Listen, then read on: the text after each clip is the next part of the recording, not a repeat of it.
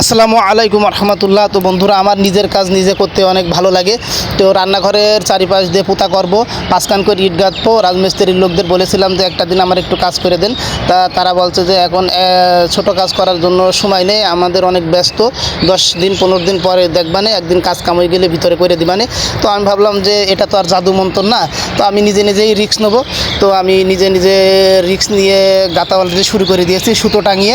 তো আমার কাছে মনে হচ্ছে মাশাআল্লাহ খুব সুন্দর হচ্ছে। তো গাবলার ভিতরে বালি সিমেন্ট ভাজিয়ে আমি শুরু করে দিয়েছি। আমার আগে কোনো অভিজ্ঞতা নেই, তবে মনোবল আছে, আমার মনোবলে আমি কাজটা করছি। তো অনেক ভালোও লাগছে যে নিজের কাজ নিজে হাতে করছি।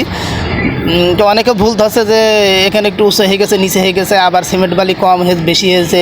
তো এর আগে তো আমার কোনো অভিজ্ঞতা নেই, এই জন্য তো অতটা বুঝে উঠতে পারছি না। তবে এই মনোবলেই নিজে আস্তে আস্তে করছি। তো মাশাআল্লাহ আমার কাছে মনে হচ্ছে অনেক সুন্দর হয়েছে। আপনারাও দেখছেন যে আমি কিভাবে ইটের গাঁথনি ধরেছি। তো দেখেন চারিপাশ দিয়ে। তো আমার কাজটা হয়ে গেছে। তো আমার কাছেও ভালো লাগছে যে আমি এই কাজটা নিজে করেছি। হয়তো একটা মিস্ত্রির একটা জোগাড়ে লাগতো, তো নিজেই আমি পেরে গেছি, ভালো।